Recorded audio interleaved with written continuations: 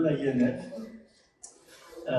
Bienvenue sur le Salon Préventica également. Je me présente, Éric Monti, le secrétaire général de l'association. On a le plaisir aujourd'hui de vous proposer une conférence sur les points clés pour réussir sa prévention des TMS. On a le plaisir d'accueillir Marie-Laure à ma gauche, qui est ergonome, psychologue du travail et qui travaille sur ces sujets-là.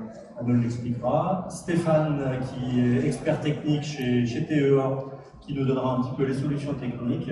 Et puis également René Chib, le président de l'AINF. Et je vais donner tout de suite la parole à René pour nous présenter déjà en quelques mots qui est l'AINF et ce que l'on fait. Pour ceux qui ne connaîtraient pas l'AINF, l'AINF c'est l'association interprofessionnelle du nord de la France, mais c'est historique et en réalité, donc on a des adhérents, à peu près 250 adhérents, entreprises particulièrement, mais également services publics, également mairies, également conseils qui sont membres de notre association. Et ceci finalement maintenant dans toute la France, principalement dans le Nord et sur Paris. Que dire sur la INF? Donc on a plusieurs volontés, c'est-à-dire premièrement promouvoir la sécurité, la santé au travail et également le bien-être au travail. Et ceci alors avec différents pôles, c'est-à-dire qu'on intervient au niveau de l'enseignement, avec des opérations de sensibilisation au niveau des collèges, au niveau des universités également. On a un prix universitaire qui est remis aux stagiaires qui ont fait les meilleurs rapports sur le sujet de la santé et sécurité au travail. On a également donc les entreprises, pour nos adhérents, nous faisons un diagnostic avec eux de leur politique de santé et sécurité. Également, on fait donc une newsletter qui leur permet de connaître les derniers règlements, les derniers décrets concernant la santé et sécurité au travail. Également, on organise en particulier des webinaires. Maintenant, puisque avant c'était des conférences et maintenant donc à peu près 1 à 2 conférences par mois pour mettre au courant nos adhérents et également d'ailleurs nos sympathisants de tout ce qui se fait comme meilleure pratique dans le monde de la santé et sécurité au travail. Merci René. Et donc voilà, ça c'est un petit peu de différentes activités. Voilà. Et donc entre autres, on est également présent, on a un stand sur le salon Préventica. Et donc là maintenant je vais laisser la parole à donc en particulier un grand merci aux personnes de TEA qui vont nous présenter ce qui peut être fait dans le domaine des TMS. Merci. Merci René pour cette présentation et rendez-vous donc au stand K29 ou sur internet ou LinkedIn également pour nos activités. Je me tourne tout de suite vers Marie-Laure. Peut-être tu peux nous donner quelques éléments concernant les TMS en général. Oui, merci. Donc, bienvenue à tous. Donc Marie-Laure Maxence, ergonome et psychologue du travail pour la société TEA, donc Tech Ergo Appliqué. On est basé à Nancy et nous, on est experts dans la mesure et dans la prévention des risques et notamment dans les risques de TMS. Donc pourquoi on accompagne les entreprises sur ce type de sujet, notamment dans la prévention, notamment avec quelques données chiffrées, c'est la première cause de maladies professionnelles, donc j'ai ressorti quelques chiffres que peut-être vous connaissez déjà.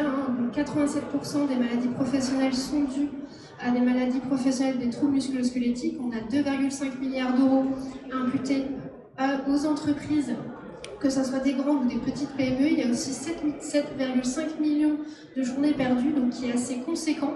Donc là, nous, le coût justement qui n'est pas associé à de l'ergonomie ou à la santé au travail a des conséquences et des répercussions à la fois sur le salarié mais également en entreprise, sur des coûts financiers, donc des coûts importants. Donc j'ai un peu répertorié en trois points. On va avoir les coûts directs avec tout ce qui est les cotisations, tout ce qui va être indemnité journalière, les frais médicaux qui représentent un coût, je vais m'évoquer. Oui. Merci. Qui représente un coût de 500 € par an et par salarié. On peut associer à cela les coûts indirects, donc c'est souvent le côté de l'iceberg qu'on ne voit pas, le côté invisible, donc qui est tout aussi important à prendre en compte, les coûts administratifs, le remplacement de la personne qui est en inaptitude, qui est en arrêt. On va avoir des écarts dans la qualité et la productivité, et plein d'autres choses encore qui rentrent en compte. Et il faut savoir, donc là j'ai fait x5, mais ça peut aller jusqu'à x10, les coûts directs. Et donc là, on se retrouve à 2500 € par an par salarié. Et donc on peut multiplier aussi par rapport au nombre de salariés que vous avez dans votre entreprise et qui sont soumis justement à des contraintes et qui risquent de développer des pathologies telles que de TMS. Vous pouvez être soumis en tout cas à ces coûts financiers. Et bien également, vous avez les coûts stratégiques. Donc tout ce qui est dégradation forcément de la compétitivité, il y a l'image de l'entreprise également qui va en prendre un coup. Donc c'est à la fois la santé du salarié et à la fois la santé à proprement parler de l'entreprise qui est à prendre en compte dans votre démarche de prévention. Merci pour tous ces chiffres, Marie-Laure. Est-ce que tu peux nous parler maintenant de la démarche de prévention, c'est-à-dire comment on fait maintenant qu'on a conscience que ça coûte cher, l'entreprise va vouloir éviter ses coûts, donc comment mettre en place cette démarche-là? Donc du coup, on vous a repris une petite frise qui reprend la démarche de prévention. Donc on a 3 phases. Il va y avoir la phase de mobilisation, la phase d'investigation et la phase de maîtrise du risque. Concernant la phase de mobilisation, on va rencontrer donc les différents acteurs. Donc l'idée est de construire une équipe d'acteurs qui vont être volontaires et ils vont avoir aussi de l'engouement par rapport à ce projet. Donc on va avoir la mobilisation, ensuite on va investiguer, c'est-à-dire qu'on va venir rechercher de l'information sur les activités. On va mener des entretiens également avec les salariés pour pouvoir remonter l'ensemble des doléances, des douleurs, des problématiques, les contraintes inhérentes à l'activité. Ensuite, on va pouvoir analyser les postes. Donc, ce que j'entends dans l'analyse des postes, il y a la partie observation, les entretiens. On va le voir par la suite, on peut aussi mettre en place des outils, de la technologie qui va pouvoir vous aider, vous accompagner à avoir des éléments factuels, à objectiver votre expertise en tant que préventeur, par exemple. Vous allez avoir l'identification des risques. L'idée, c'est de savoir où est le risque, mais qu'est-ce qui le déclenche. Donc, les causes racines qui sont justement générateurs et génératrices de TMS. Il va y avoir la co-construction ensuite des solutions avec le salarié et l'ensemble de l'équipe pour pouvoir trouver justement des solutions préventives et de pouvoir rentrer et de promouvoir cette culture de prévention au sein de votre entreprise. Il va y avoir la partie transformation des postes, l'aménagement de postes, une fois que vous avez identifié des solutions, la mise en place de celles-ci. Et l'objectif, c'est de réévaluer celles-ci pour pouvoir justement maîtriser et de savoir s'il y a bien un bénéfice, est-ce qu'on a bien réduit le risque, les contraintes inhérentes à l'activité, ou bien si on a déplacé le risque ailleurs. Donc il y a aussi une totale maîtrise sur l'ensemble du processus qui va permettre de promouvoir cette culture préventive au sein de votre entreprise et de finalement rendre acteurs aussi les salariés de leur propre santé, mais celle aussi de leur équipe ou bien aussi de leurs collègues. Merci beaucoup Marie-Laure. J'insiste sur quelques points clés parce que c'était la thématique de la conférence. Vraiment la thématique, le premier point clé c'est vraiment le collectif, je pense que c'est important de souligner. La deuxième chose de ce que j'ai entendu, de ce que tu disais Marie-Laure, c'est vraiment d'être factuel. Et donc on va essayer de voir comment être le plus factuel possible avec les éléments que tu veux nous apporter. Et puis ce que j'ai bien aimé comme troisième point à noter, c'est dans la notion de tester, de réaliser un pilote et de comparer des solutions. Je pense que c'est vraiment trois éléments qui sont importants pour avoir une véritable démarche de prévention durable et qui tend vers l'amélioration. On reconnaît pour ceux qui feraient de l'amélioration continue des démarches très similaires à l'amélioration continue, on est vraiment dans ce cadre-là.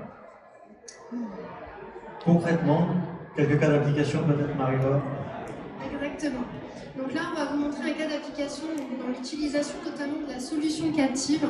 Donc on a, suite à l'investigation qu'on a menée avec l'équipe projet, on a décidé, et justement l'étude et la situation s'y prêtaient, de pouvoir utiliser la solution captive donc avec des capteurs, couplés aussi avec le logiciel captive. On va venir capter, donc mesurer l'activité, donc les mouvements, les efforts musculaires, l'activité aussi cardiaque de la personne, pour pouvoir factualiser, objectiver justement les contraintes liées à l'activité. Donc pour cela, on est allé... Hop, un petit temps de latence, voilà. Donc on est allé faire une étude de cas donc dans justement un secteur logistique dans la grande distribution. Donc voilà, j'ai mis quelques éléments de contexte où il y avait un environnement très complexe, de nombreuses manipulations et de port de charge, de nombreux mouvements également qui est très impactant au niveau lombaire. Et il y avait un fort risque d'apparition de TMS. Et l'objectif du groupe de travail, du groupe pilote qu'on a monté, était d'investiguer, en tout cas en termes d'entretien et de remontée de doléances des salariés, de regarder en termes d'augmentation de maladies professionnelles, d'accidents de travail, d'avoir ces éléments factuels pour pouvoir organiser notre analyse de l'activité. On a travaillé également sur la partie de l'image de marque et aussi l'attractivité. À savoir aussi que votre démarche de prévention, pour qu'elle soit pérenne, il faut travailler à la fois sur les contraintes, l'image de l'entreprise, mais il faut aussi travailler sur son attractivité. Certains secteurs d'activité, justement, ont des difficultés à recruter des jeunes aujourd'hui. Donc il y a un vieillissement de la population, et donc il faut aussi accompagner ces entreprises à pouvoir attirer, en tout cas au moins la curiosité des apprentis ou des nouvelles personnes qui pourraient être intéressées en tout cas par ce secteur d'activité, en améliorant les conditions de travail de ceux-ci. Donc si je vous montre un petit peu quelques illustrations de l'activité, donc on a observé 3 activités. La mise en rayon, donc vous avez une petite vidéo qui s'est mise en route. Donc la personne a été équipée de capteurs de mouvement, donc de la tête aux pieds. Et donc ensuite on a pris une partie vidéo pour pouvoir aussi contextualiser finalement les éléments.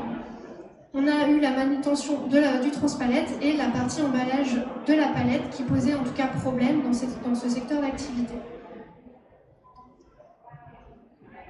On peut noter, on peut noter un point très important dans l'observation et dans le recueil des faits. Là, ce qui est très intéressant, c'est que la personne elle est totalement autonome, elle peut totalement oublier le système sur lequel on va l'avoir équipé et donc avoir un comportement normal. Le problème très souvent qu'on va rencontrer, c'est quand on observe une personne, le comportement va être modifié. Donc là, le fait d'être enregistré et d'être autonome, la personne peut travailler à sa journée et ensuite on va venir analyser avec lui les données du coup. Exactement. C'est vrai que je ne l'ai peut-être pas mentionné, mais au préalable de l'observation, on vient sensibiliser la personne qui s'est portée volontaire. Qu'est-ce qu'un capteur, comment on va le positionner et qu'est-ce qu'on va observer pour que le jour J, on puisse apporter le moins de biais possible dans la partie de l'analyse de l'activité de la personne et qu'il y a moins le sentiment d'appréhension et peut-être la notion de stress aussi pendant cette activité. Donc l'idée est vraiment de mettre au courant et de la faire participer à l'ensemble du processus. J'ai fait un rappel du besoin et des objectifs par rapport à ce groupe pilote. C'était bien d'améliorer les conditions de travail et de minimiser les coûts liés à la non-ergonomie, donc et si je puis dire les coûts liés à la non-santé au travail, et pérenniser la démarche de prévention qu'ils essaient justement de promouvoir depuis un certain temps. Et pour cela, on avait 3 objectifs: identifier les contraintes posturales, sensibiliser l'ensemble des salariés, donc on va pouvoir aussi utiliser la solution captive comme outil pédagogique. Avec le jumeau numérique, on va avoir un retour visuel du mouvement de la personne équipée, ce qui va permettre une prise de conscience de la personne, justement, quel est l'impact, quand j'adopte cette position, quel est l'impact au niveau de mon corps. Donc il y a aussi une prise de conscience qui est faite, une synergie de groupe, qui va nous permettre de trouver des solutions, en tout cas, qui soient pérennes dans le temps. Et puis la partie promouvoir une culture de prévention. Donc ça, c'était nos 3 points. Et donc, on va vous expliquer la partie méthodologie, comment on a mis tout cela en place. Et là, je vais passer la parole à mon confrère. Stéphane. Ah, ça marche pas. Ça marche pas. C'est l'histoire de ma vie, les micros, merci. Alors, oui, quelques mots sur la méthodologie et la mise en œuvre de ces capteurs. Il existe beaucoup de capteurs avec Captive. Imaginez ce que je vous demanderais de retenir en fait de mon intervention. Moi, c'est un couteau suisse. Et on va déployer les lames en fonction de la pertinence et du besoin sur le poste en question. Pour l'exemple que présente Marie-Laure, on a mesuré du mouvement, qui permet de caractériser des postures, ce qu'on va voir ensuite. On a mesuré de la fréquence cardiaque, pour mesurer la strate cardiaque justement. On a fait de la vidéo. La vidéo est intéressante parce qu'elle permet de ramener du contexte et puis d'apporter un élément descriptif aussi qui sera utile par la suite dans l'explication. Et bien sûr, il est toujours intéressant d'avoir les retours d'expérience des opérateurs eux-mêmes parce qu'au bout du compte, comment dire ça, sont eux qui mettent les mains dedans, si vous me passez l'expression. Donc ils connaissent aussi leur activité et ils peuvent enrichir cette réflexion par leur retour et leur vécu. Diapo suivante s'il te plaît. L'équipement de l'opérateur avec les différents capteurs. Voilà, donc on vous montre une petite vidéo qui en fait illustre la rapidité. Parce que ce qu'évoquait Eric tout à l'heure, le but, c'est pas du tout de venir perturber l'activité normale, c'est d'introduire le biais le plus inexistant possible pour mesurer la réalité d'une situation et pas rajouter des contraintes qui en fait viennent perturber, biaiser et puis dénaturer l'objectivité de la chose. Donc on a, comme vous le voyez ici, équipé Marie-Laure pour illustrer le propos, de petites sangles velcro qui se rajoutent au-dessus du vêtement de travail ou qui peuvent se mettre en dessous si la personne porte des vêtements de protection, anti-feu, anti-chaleur, anti-autre chose. Et le fait d'utiliser ce petit principe de sangle-là fait qu'on est vraiment le moins intrusif possible. Et au bout de quelques minutes, l'opérateur retourne dans sa routine, dans l'activité, il oublie complètement qu'il ou elle est instrumenté. Et c'est vraiment l'objectif. Et donc vous voyez ici, on a le jumeau numérique qui est généré par Captive et qui reproduit à l'identique les mouvements de la personne. Donc dans l'exemple qui est celui de la manutention, alors la vidéo un peu lente à démarrer là, voilà, ça y est, on a la même chose ici. Et ce que vous voyez, la différente gradation de couleurs, là, en fait, c'est la norme, hein, ce sont les seuils qui sont connus et qui permettent de déterminer une hiérarchie du risque sur les différentes articulations.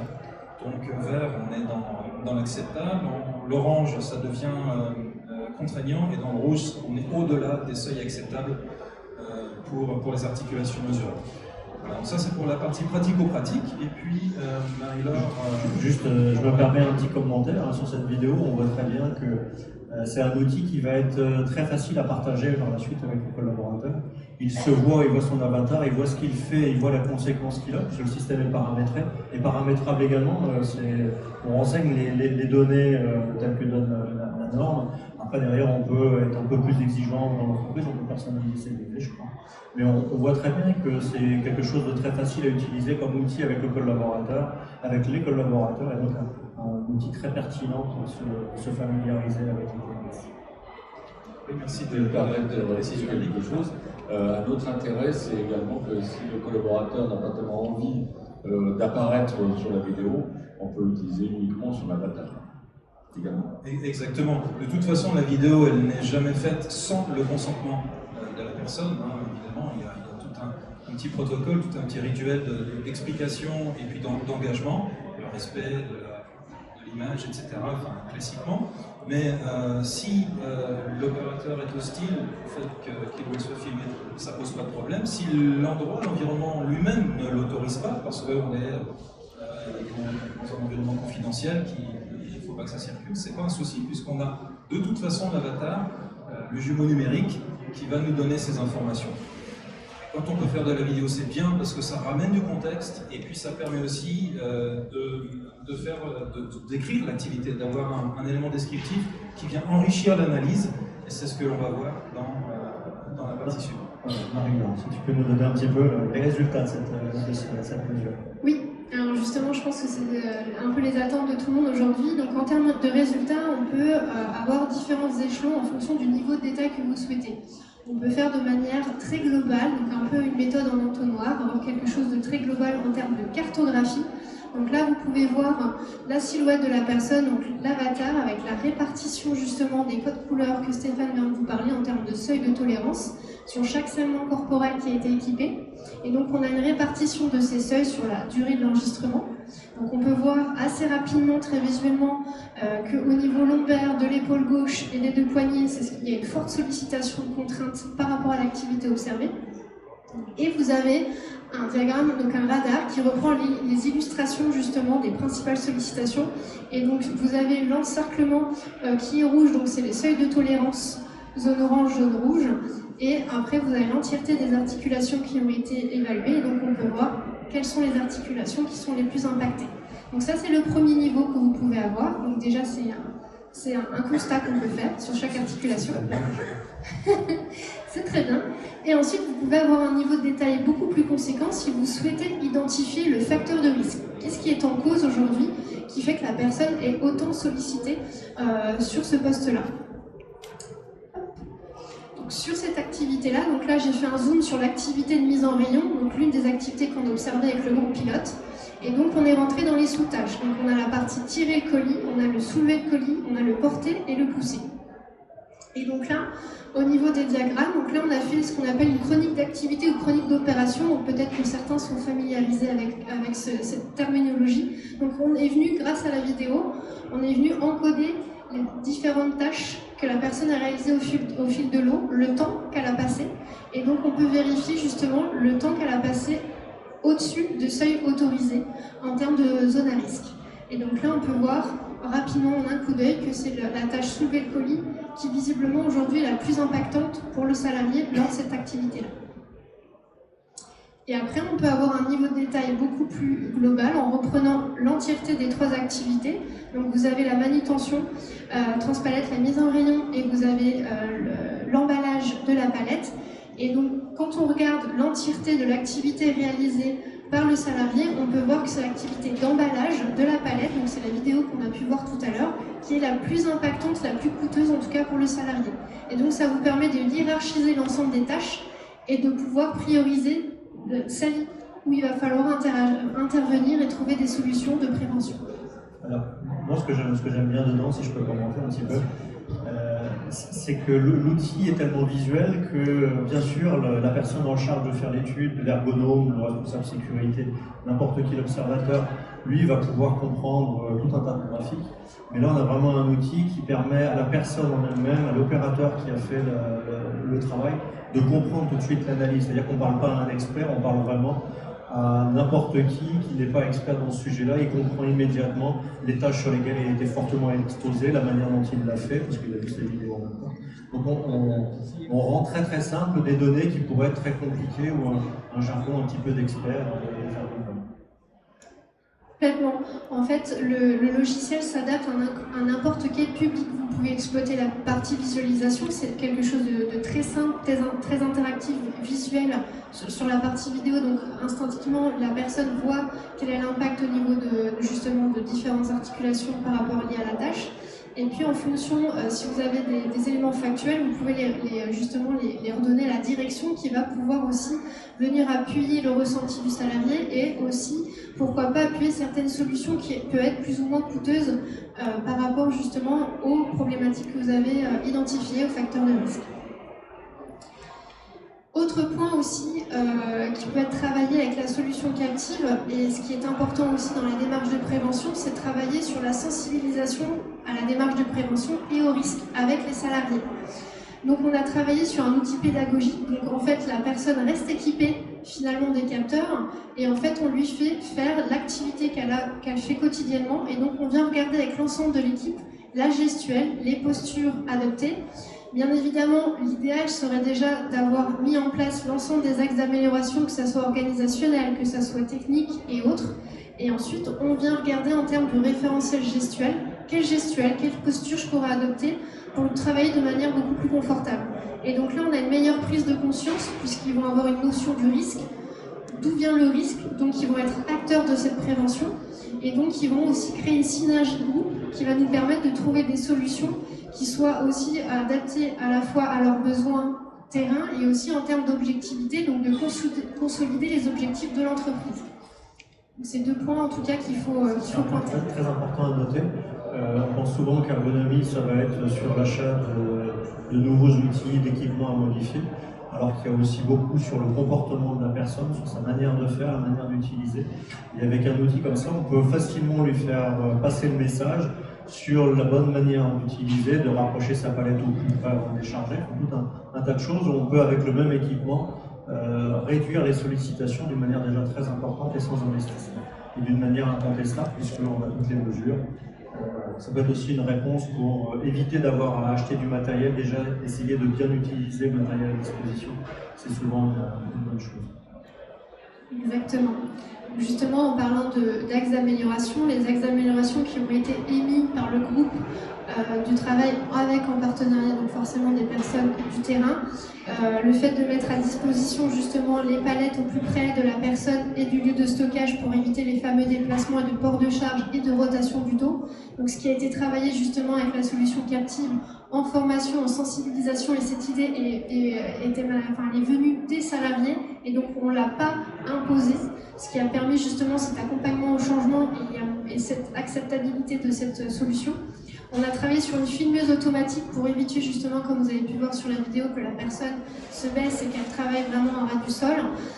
Il y a eu l'idée d'un exosquelette qui est en cours d'évaluation également. Sachez que la solution captive est tout à fait capable d'évaluer ce type d'outil et de pouvoir comparer la situation avec et sans pour voir s'il y a bien un bénéfice, une réduction de la contrainte ou au contraire, on a déplacé les risques et donc ce n'est pas forcément la solution la plus adaptée.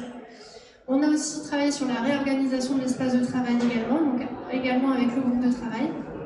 Et puis la partie formation et référentiel gestuel pour qu'ils puissent adapter leur gestuel en fonction de leur fatigue pour que les articulations puissent récupérer. On a essayé de travailler avec un ensemble de groupes de travail de différentes tailles de personnes, de tout âge, novices, experts également, pour trouver des référentiels gestuels qui leur conviennent à tous et qui leur permettent aussi à un moment donné de souffler et d'être moins dans cette sensation de fatigue et de douleur.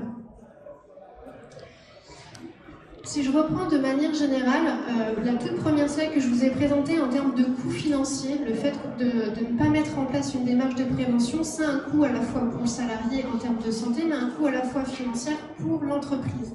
Si on regarde les retombées économiques et stratégiques, lorsqu'on a justement mis en place cette culture de prévention, elle est sur 2 points, en termes de stratégique et financière, mais à moyen et à long terme.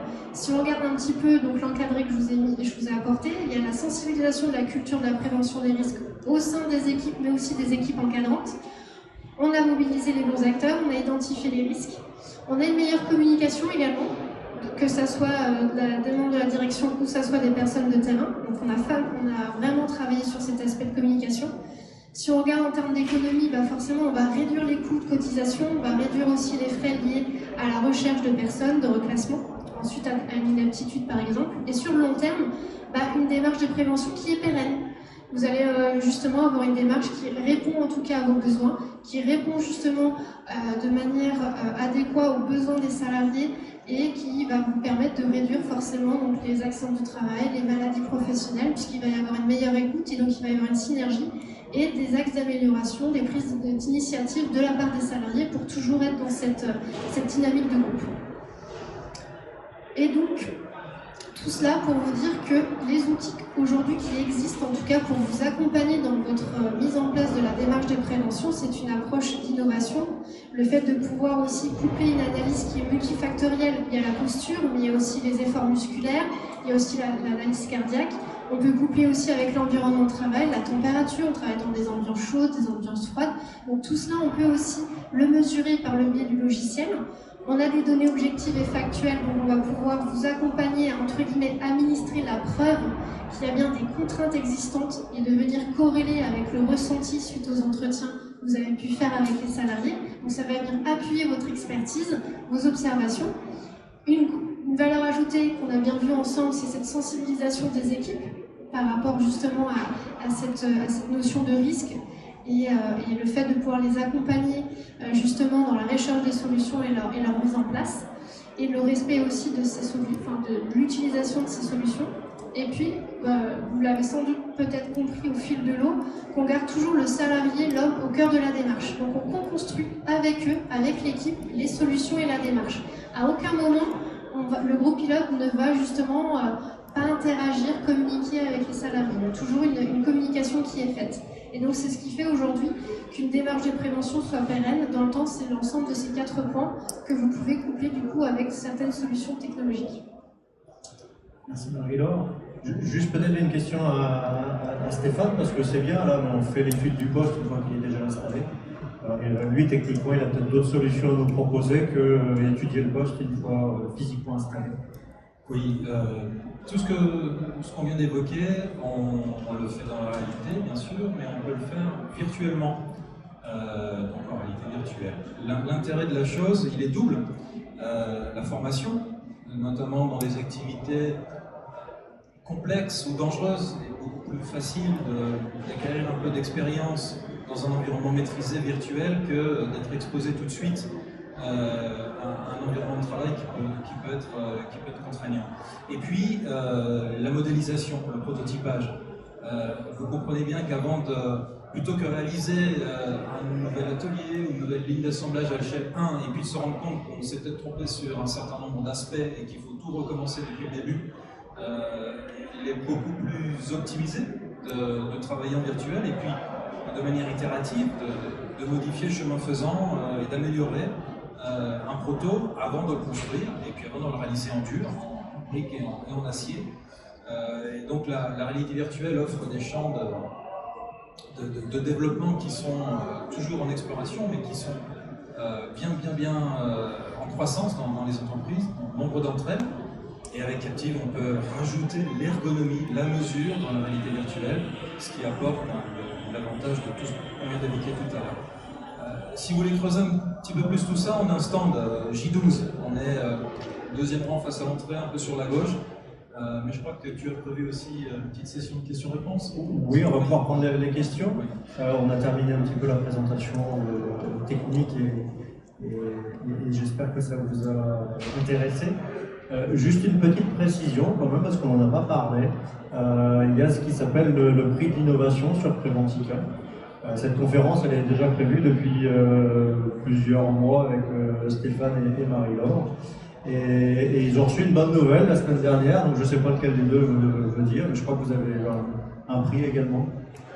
Exactement, on a eu la bonne nouvelle en tout cas de connaître qu'on a justement gagné le prix de l'innovation. Enfin, on fait partie de la liste des entreprises à avoir reçu le prix de l'innovation par rapport à la solution Captive. Voilà. Donc allez d'autant plus les voir. C'est un jury d'experts sur Préventica qui a évalué différentes solutions et qui les a mis en avant. Alors moi je suis vraiment très content de les recevoir parce que c'était déjà prévu avant et ça conforte un petit peu l'envie que j'avais de vous les présenter. On va prendre quelques questions si vous avez envie. Il nous reste 5 à 10 minutes maximum.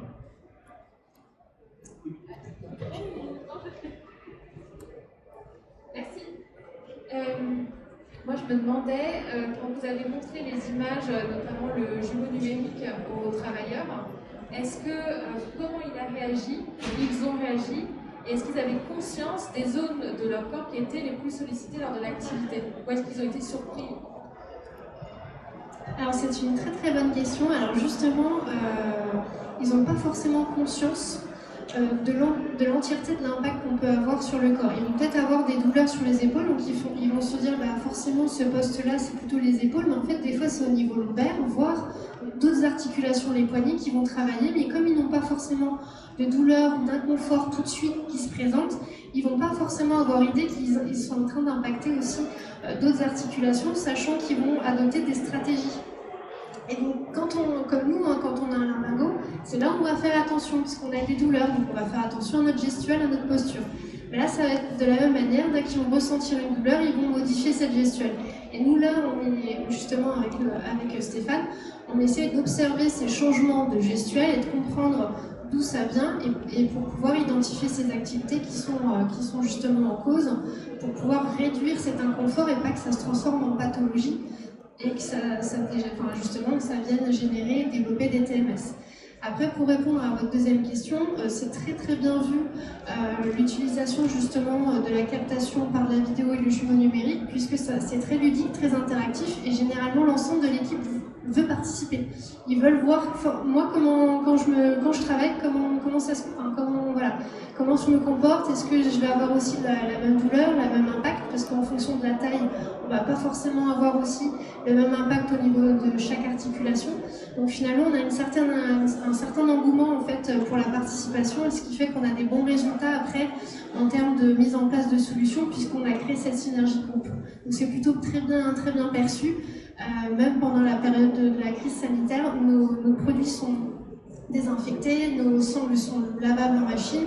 Donc il y a tout un protocole aussi qui est respecté et une grosse partie de sensibilisation aux équipes. On se présente, voilà, je suis Marie-Laure Maxence, je suis là pour évaluer votre poste et pour justement trouver des solutions avec vous. Donc il y a aussi cette approche de communication qui fait aussi que la solution est très bien perçue. Petite question complémentaire que je me permets, Marie-Laure. Est-ce qu'il y a des populations qui ont plus envie de tester, je pense notamment aux jeunes. Est-ce que générationnellement parlant, est-ce qu'il y a des gens qui sont plus attirés par avoir son avatar que d'autres? Ou est-ce que même si on a 40 ans, 50 ans, on accepte? Figurez-vous que c'est de tout âge. Voilà, que ça soit des jeunes exactement ou des personnes beaucoup plus expérimentées, même au niveau de l'âge, c'est un outil qui permet de communiquer avec tout le monde. Notamment, je pense à un groupe de travail avec qui on travaille beaucoup. On a 2 générations de personnes, de salariés, et il fallait trouver le bon message à véhiculer, le bon format, parce qu'il faut aussi les sensibiliser l'un et l'autre pour pouvoir justement travailler sur ces risques. Et en fait, la solution captive, ça a été la solution miracle qui a permis de trouver la bonne communication, le bon format et de pouvoir créer cette synergie, ces interactions. Et finalement, ils ont même créé de la communication entre eux. Parce que des fois, les novices, les personnes qui arrivent, ne vont pas forcément voir aussi les personnes qui sont expérimentées. Et inversement, les expérimentés ne vont pas forcément prendre le temps de communiquer davantage par manque de temps également, hein, ça se comprend. Et donc ça permet de communiquer, de créer un groupe, de cette synergie et aussi de partager les bonnes pratiques. Parce qu'il y a des bonnes stratégies de préservation et l'idée c'est de pouvoir communiquer sur ces bonnes pratiques. Merci pour cette réponse. Est-ce qu'on a une autre question en assistance? Tout au fond.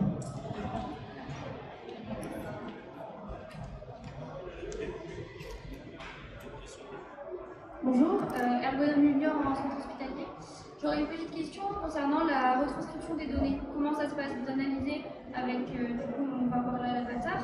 Et comment vous faites pour arriver jusqu'à la cartographie? Je m'en occupe ou... Je vais répondre très simplement. En fait, c'est un ensemble logiciel et matériel. Donc les capteurs enregistrent et transmettent leur information et le logiciel captif, qui est le centre stratégique en fait de tout ça, va synchroniser, enregistrer bien sûr, fédérer toute cette information entre elles et puis lui donner du sens. Donc derrière, il y a une intelligence qui tourne et puis qui permet de restituer en quelques clics des graphiques, des statistiques, des éléments d'interprétation, la visualisation de l'avatar, enfin du jumeau numérique, et pour avoir accès rapidement à de la matière qui soit compréhensible et puis sur laquelle on puisse s'appuyer pour tirer des conclusions. Et puis si vous voulez vraiment creuser au fond du fond, toutes les données brutes sont là. Si vous voulez réinventer la roue en reconstruisant l'outil par vos propres moyens, je vous invite à le faire, vous allez voir c'est compliqué, eh bien vous y avez droit. Donc c'est pas une boîte noire en fait, c'est ce que j'essaie de dire de manière un peu maladroite, mais derrière il y a différentes couches d'analyse en entonnoir en fait. Une vision globale, carto, ou bien très finement, voilà, c'est l'articulation du poignet au-delà de 30 degrés qui génère ceci ou cela. Et vous décidez jusqu'où vous voulez aller. Voilà, en fait, c'est une partie qu'on n'a pas forcément quand on est dans l'observation du terrain. Donc, on ne s'imagine pas toute la technique qu'il a fallu mettre en œuvre, mais elle est là. Et peut-être insister sur le point que les données restent en local, c'est-à-dire qu'il n'y a pas d'information qui part sur n'importe quel flux. Oui, c'est important, merci de le préciser. Il y a un PC qui récupère les éléments, les informations, et tout reste dans le PC. Il n'y a rien qui traverse le cyberespace vers un cloud ou que sais-je, veut dire alimenter une intelligence artificielle ou autre. L'intégrité et la propriété des informations reste locale. Après, ce que vous en faites, c'est votre prérogative, de stocker dans le serveur ou autre, mais Captive ne se permettra pas d'échanger quoi que ce soit avec quiconque.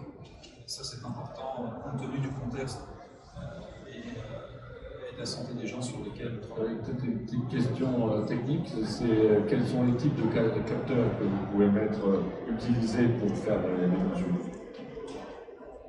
Alors, la liste est longue et tout le monde va se lever et partir, mais non, rapidement, on peut mesurer de la posture, on peut mesurer de l'activité musculaire, on peut mesurer de la strength cardiaque, de la température ambiante ou cutanée, de la respiration, du poussé-tiré avec des jauges de force ou des contraintes un peu plus fines sur les articulations.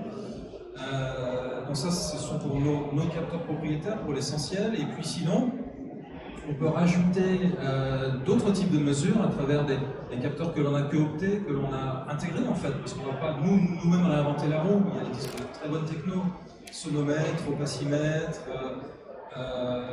capteur de COV, vibration, que sais-je, oculométrie aussi, on peut faire de l'eye tracking, suivre la direction du regard, ou carrément aussi de la charge mentale, charge cognitive, à travers des systèmes EG, donc on peut aller très très loin. Et tout ça est organisé dans Captive qui récupère du sens et donne de l'information exploitable dans le contexte qui est le nôtre aujourd'hui. Donc, c'est bien ce que je disais tout à l'heure, hein, c'est un couteau suisse. Il y a un logiciel, des appendices, des lames que l'on va déployer ou pas selon la pertinence de le faire, selon le poste donné auquel on s'intéresse. Et demain, on change de lame et on s'intéresse à un autre poste dans un autre contexte. C'est ce qui fait la richesse et la flexibilité de l'outil et sa modularité. Et ce qui est l'épine dorsale du travail de Marie-Laure quand elle intervient sur le terrain. Je pense qu'on arrive à la fin de cette conférence. Je vous remercie tous pour votre présence. Un grand merci à Stéphane, à Marie-Laure et à René d'être venus avec moi.